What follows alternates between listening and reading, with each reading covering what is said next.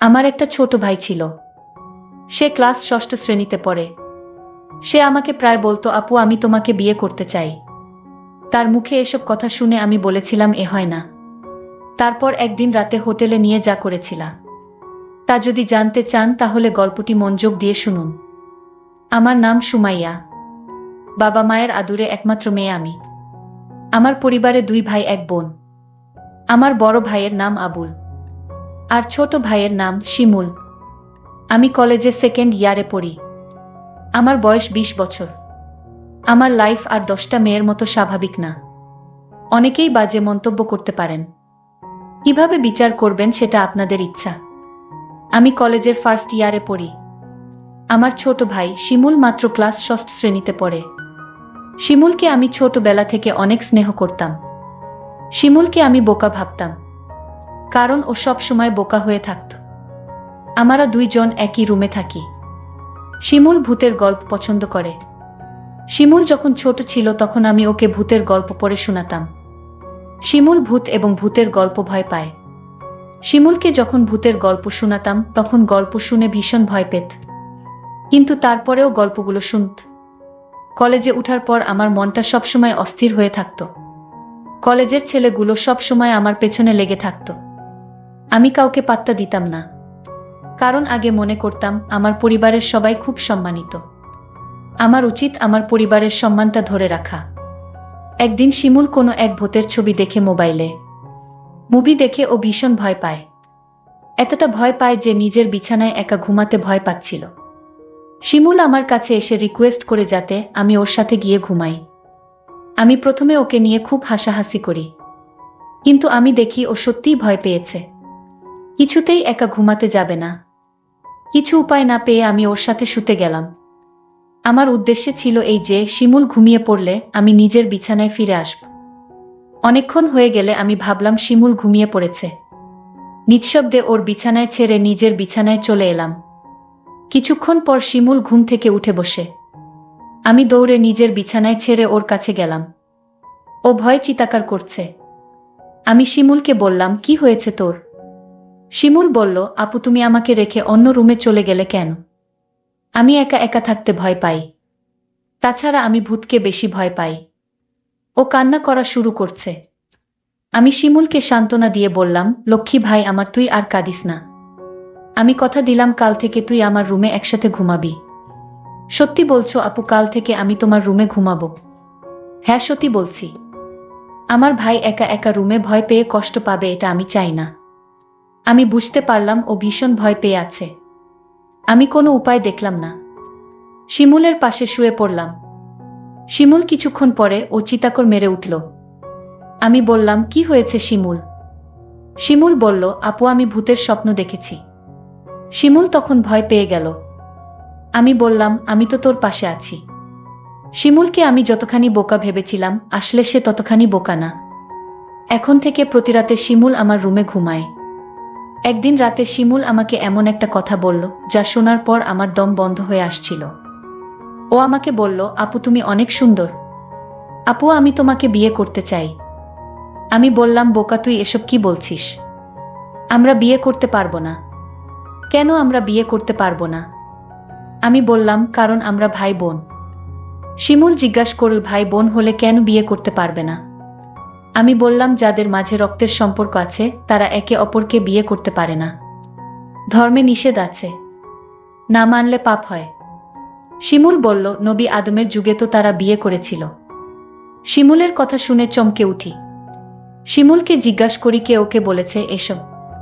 শিমুল বলল, ওকে কেউ বলেনি, ও নিজে অন্য একজনের কাছ থেকে জেনেছে। শিমুল আমায় বলল, আপু যদি বিয়ে করতে না পারো তাহলে আমি তোমার কাছে একটা কিছু চাইব। আমি বলেছিলাম, কি চাইবি বল, আমার কাছে থাকলে অবশ্যই তোকে দিব। শিমুল বলল, আপু আছে তোমার কাছে, তুমি প্রমিস করো দিবে। আর যদি তোমার কাছে না থাকে তাহলে আমার কোনো আপত্তি নাই। আপু আরও একটি কথা বলতে চাই তোমায়, তুমি কি জানো? আবুল ভাই প্রতিদিন রাতে মায়ের ঘরে যায় এবং কি করে তা কি তুমি জানো? আমি শিমুলের প্রতিটা কথা শুনে আমার বিরক্তবোধ লাগছে। আমি শিমুলকে বললাম, আবুল প্রতিদিন রাতে মায়ের ঘরে গিয়ে কি করে বলতো? তখন ও যা বলল, আপু বাবা মায়ের সাথে যা করে দাদাও তা করে। আমি বললাম, তুই কিভাবে দেখলি? আমি আপুকে বললাম, তোমার বিশ্বাস হচ্ছে না। আমি ওর কথা বিশ্বাস করতে পারছি না, কারণ ও ছোট। আমার সাথে কখনো মিথ্যা বলেনি, কিন্তু নিজের চোখে না দেখলে বিশ্বাস করা যাচ্ছে না। আজ বাবা বাড়ি নেই। শিমুলকে বললাম, আজ বাবা বাড়ি নেই, আজও আবুল দাদা মায়ের ঘরে গিয়েছে কিনা। শিমুল বলল, ও আবুল দাদাকে মার ঘরে ঢুকতে দেখেছে। আমি সিদ্ধান্ত নিলাম আবুল মায়ের ঘরে গিয়ে কি করে তার রহস্য জানতে হবে। আবুলকে নিয়ে মায়ের ঘরের সামনে গেলাম। মায়ের ঘরের দরজা ভেতর থেকে লক করা। আমি কি জানালার দিয়ে চোখ রাখলাম। এ দৃশ্য দেখার পর শিমুলের কথা শতভাগ বিশ্বাস করলাম। শিমুল আমাকে বলল, মা আর দাদা এই ঘরে কি করে? আপু আপু তখন রাগান্বিত হয়ে বলল, কি করে সেটা আমার মুখ দিয়ে বলতে হবে নাকি? তুই দেখিসনি? তুই কি অন্ধ নাকি? আমি আপুকে বললাম, আপু তুমি আমার সাথে রাগ করছো কেন? আমি আবার কি করলাম আপু? কাল বাবা আসলে আমি বাবাকে বলে দিব মা আর দাদার কথা। বাবা জানলে বাবার মনে অনেক কষ্ট হবে। আমাদের সুন্দর পরিবারটা নষ্ট হয়ে যাবে। আমাকে এই পরিবার বাঁচাতে হবে। আমি শিমুলকে ঘরে নিয়ে আসলাম। শিমুলকে বললাম, আমাদের পরিবার একটা সম্মানিত পরিবার। আমাদের ঘরের কথা বাহিরের মানুষ জানলে আমাদের সম্মান নষ্ট হয়ে যাবে। ঠিক আছে আপু, আমি বাবাকে কিছু বলবো না। শুধু তুমি যদি আমার একটা কথা রাখো, আমি আমার পরিবারকে বাঁচাতে। আমি শিমুলকে বললাম, তুই বল তোর মনের কথা, আমি রাখবো। শিমুল তখন আমায় জিজ্ঞাসা করল, সবাই পারলে আমরা কেন পারবো না? কি করতে হবে সেটা বলবি তো? আমি বললাম, আপু তোমার কাছে একটা রাত ধার চাই। তুমি কি দিবে? আপু বলল, রাতে আবার কি করবি? যা বলবি ঘুরিয়ে না বলে সোজা বলে ফেল। আমার ছোট ভাই তখন বলল, আপু দাদা আর মা যা করে আমরা তাই করব। শিমুল, তোর কি মাথা ঠিক আছে? তুই কি বলছিস একবার ভেবে দেখেছিস? আমি আপুকে বললাম, তুমি আমার কথা রাখবে কি সেটা বলো। আমি বললাম, নিয়ম নেই। শিমুল জানতে চাইল, নিয়ম কারা বানায়? আমি বললাম, বড়রা। শিমুল বলল, বাবা সবার বড়। শিমুল বাবাকে বলে নিয়ম বানাবে। শিমুলকে বাবার কাছে যাওয়া থেকে আটকাতে হবে। কিন্তু শিমুলকে কোনোভাবে বোঝানো যাচ্ছে না। আমি ভাবলাম, শিমুল খুব বড় নয়, সবে ক্লাস 6 শ্রেণীতে পড়ে। তাছাড়া ও বোকা, মানসম্মান বিষয়ে তার কোনো জ্ঞান নেই। আমি বললাম, আমি যদি শিমুলের কথা রাখি, তাহলে ওকে চুপ রাখা যাবে। মা আর দাদার ঘটনা বলা যাবে না। আমি বললাম, শিমুল তোর কথায় আমি রাজি, তবে একটা শর্ত আছে। শিমুল বলল, কি শর্ত আপু? আগামী মাসে বাবা মা আমাদের পরিবারের সবাই ঘুরতে যাব চট্টগ্রাম। আর যেদিন আমরা চট্টগ্রাম যাব সেদিন তোর ইচ্ছা পূরণ করব। আমি বললাম, ঠিক আছে। আমি সেই অপেক্ষায় রইলাম। 1 মাস পর বাবা আর মা আমাদের সবাইকে ডেকে বললেন তারা চট্টগ্রাম যাবেন ঘুরতে। তাই আমাদের সবাইকে জানিয়ে দিলেন। আমি বাবার কথা শুনে আমার অনেক ভালো লাগছে। এতদিন পর আমার মনের ইচ্ছা পূরণ হবে। আজকের মতো আমি খুশি কোনোদিন হয়নি। আমরা চট্টগ্রামের উদ্দেশ্য করে রওনা দিলাম। তারপর চট্টগ্রামের এক হোটেলে গিয়ে আমাদের পরিবারের সবাইকে নিয়ে উঠলাম। শুধু 2টো রুম ভাড়া নিতে পারলেন। বাবা আর মা নিজেদের জন্য একটা রুম নিলেন, আর আমাদের 3 ভাই বোনদের জন্য অন্য রুমটা দিলেন। আমরা সারাদিন চট্টগ্রামের দর্শনীয় স্থান ঘুরলাম। সন্ধ্যায় ক্লান্ত হয়ে হোটেলে ফিরলাম। ফ্রেশ হয়ে খাওয়া দাওয়া সেরে যে যার রুমে চলে গেলাম ঘুমানোর জন্য। রুমে 2টো ডাবল বেড ছিল। একটাতে আমি শুলাম আর অন্যটাতে শিমুল আর আবুল দাদা। আমরা সবাই ক্লান্ত ছিলাম, তাই বিছানায় শুতেই চোখে ঘুম চলে এলো। আবুল দাদা ঘুমিয়ে গেছে। আমারও ঘুম ধরেছে। এমন সময় শিমুল আমার কাছে চলে এল। আমি কোথায় শোবো? আমার তো আবার ভূতেরে ভয় লাগে। আমি বললাম, তাহলে আমার পাশে এসে ঘুমাতে। বাইরে বৃষ্টি হচ্ছিল। পরিবেশটা ঠান্ডা ঠান্ডা ছিল। আমি আর শিমুল এক বেডে শুয়ে পড়লাম। রাত যখন গভীর হলো, আমি আপুকে কানে কানে বললাম, আপু আমার কথাটা মনে আছে তো? আপু বলল, মনে আছে। আপু বলল, এখন চুপচাপ ঘুমিয়ে পড়। আমি আপুকে বললাম, আপু ঘুমালে হবে, তাহলে তুমি যে আমায় কথা দিয়েছিলে তার কি হবে? আপু বলল, শোন, আজ তো পাশের বেডে আবুল দাদা শুয়ে আছে। বড় ভাই যদি জেগে যায় তাহলে সমস্যা হবে। আমি আপুকে বললাম, তাহলে এখন কি উপায়? আপু বলল, তুই চিন্তা করিস না, কাল এর একটা ব্যবস্থা করব। আপু, কাল কি ব্যবস্থা করবে? আজ পারলে না, এখন তুমি বলছো কাল পারবে। আমি তোরে কথা দিলাম তুই একদম ঠান্ডা মাথায় ঘুমা, দেখিস আমি সকালে কি করি। তারপর সকাল হলো। আমরা একটা রেস্টুরেন্টে গিয়ে সবাই খাবার খেতে বসলাম। খাওয়া দাওয়া সেরে আমি মাকে ডাক দিয়ে বললাম, মা আমরা আজ এক রুমে আবুল দাদাকে নিয়ে থাকতে পারবো না।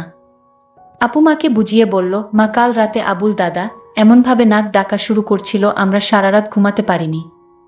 আমার আর শিমুলের জন্য আলাদা একটা রুমের ব্যবস্থা করে দাও। আবুল দাদা বলল, আমি মিথ্যা কথা, আমি কখনো নাক ডেকে ঘুমাইনি। আবুল দাদাকে আমি বললাম, মা আপু ঠিকই বলেছে, দাদা রাতে প্রচুর নাক ডাকে, আমিও সারা রাত ঘুমাতে পারিনি। আমার খুব ভয় করে, তার চেয়ে বরং আমাদের অন্য একটা রুমের ব্যবস্থা করে দাও। বাবা বলল, ঠিক আছে, তারা যখন এত করে বলছে তাহলে তাদের জন্য আলাদা একটা রুমের ব্যবস্থা করে দিলেই ভালো হয়। আমি বাবার কাছে গিয়ে বললাম, অনেক অনেক ধন্যবাদ বাবা। বাবা তখন আমার আর আপুর জন্য আলাদা একটা রুম ভাড়া নিল। আমরা সবাই রাতের খাবার খেয়ে প্রত্যেকের রুমে গিয়ে শুয়ে পড়লাম। আমি আর আপু আলাদা একটা রুমে গিয়ে শুয়ে পড়লাম। রুমের বেড এত ছোট ছিল যে দুজন থাকা খুব কষ্ট হচ্ছিল। হঠাৎ দেখলাম আপু ঘুমিয়ে গেল। আমি আপুকে ডাক দিয়ে বললাম, এই আপু তুমি ঘুমিয়ে গেলে। আমি আপুকে জোরে জোরে ডাকতে লাগলাম। আপু আমার কথা শুনছে না। আমি রাগান্বিত হয়ে আপুকে বললাম, আপু তুমি উঠছো না কেন? কিছুতেই আপু আমার কথা শুনছে না। আমি আপুকে গ্লাস থেকে পানি নিয়ে তার মুখে ছিটা দিলাম, তাও আপু উঠছে না। আমি আপুকে বললাম, এই আপু আমি কিন্তু এখনই বাবাকে দাদার ঘটনা সব বলে দিব, তুমি যদি না উঠো। তাও দেখছি আপু উঠেনি। আমি ভয় পেয়ে গেলাম। আপু ঘুম থেকে কিছুতেই জাগাতে পারছি না। আমি আর কোনো উপায় না পেয়ে বাবাকে ডাক দিয়ে বললাম, বাবা আপুকে এই যে ডাকছি, আপু তো ঘুম থেকে উঠছে না। বাবা বলল, রাত অনেক হয়েছে, তোর আপু মনে হয় গভীরভাবে ঘুমিয়ে গেছে, যা তুই শুয়ে পড়, সকাল হলে ডাকতে হবে না, এমনিতেই উঠে যাবে। আমি বাবাকে বললাম, বাবা তুমি বিষয়টা বুঝতে পারছো না। আমি আপুকে পানি ছিটা দিলাম, তাও তো উঠছে না। মা তখন আমায় বলল, তুই কি বলছিস? মা তখন আমার সাথে আপুর রুমে আসলো। মা আপুকে ডাক দিল, কোনো সাড়া নেই। মা তখন চিৎকার করে উঠল। মা কান্না করা শুরু করে দিল, আমার মেয়ে আর বেঁচে নাই, ঘুমের ঘরে মরে গেছে, আমার কি সর্বনাশ হয়েছে। সবাই রুমে আসলো আর চিৎকার করে কান্না করতে লাগলো। কিন্তু আমার মনে সন্দেহ হচ্ছিল না, না আপু এভাবে মরতে পারে না। আমি এসব ভাবতে ভাবতে আপুর বিছানায় একটা চিঠি লক্ষ্য করলাম। চিঠিটা আমি খুলে পড়তে শুরু করলাম। চিঠিতে লেখা ছিল, শিমুল ভাই আমার, তুই আমাকে ক্ষমা করে দিস। আমি তোর কথা রাখতে পারিনি, কারণ দাদার ঘটনা দেখার পর থেকেই আমার মন থেকে বাঁচার ইচ্ছা চলে গেছে। সেদিনেই আমি সিদ্ধান্ত নেই, এই পরিবারে আমি বেঁচে থাকতে পারবো না, কারণ যেই পরিবারের সম্মান থাকে না, মায়ের কার্যকলাপ আমার কাছে ভালো লাগে না। আর তোকে আমি মিথ্যা আশা দিয়েছিলাম, কারণ আমি চেয়েছিলাম দাদা আর মায়ের বিষয়টা কেউ না জানুক। কিন্তু তুই বারবার আমায় বলছিলে তোর কথা যদি আমি না রাখি তাহলে দাদা আর মায়ের কথা তুই বাবার কাছে বলে দিবি। আর আমি কোনো পাপ করতে চাইনি, তার চেয়ে বরং আমি উপারে চলে যাই। তুই যদি সত্যি তোর আপুকে পরকালে ভালো রাখতে চাস তাহলে দাদা আর মায়ের কথা কিছুতেই বাবাকে বলিস না। আমি আপুর চিঠির লেখা পড়ে আমি চিৎকার করে কান্না করছি আর বলছি, আপু তুমি একবার উঠে আসো, আমি আর কোনোদিন তোমাকে কিছু বলবো না, তাও তুমি উঠে আও। কিন্তু মানুষ মরে গেলে কি আর জীবিত হয়? প্রিয় বন্ধুরা, আজকের গল্পটি কেমন লাগলো তা কমেন্ট করে জানাবেন। ধন্যবাদ।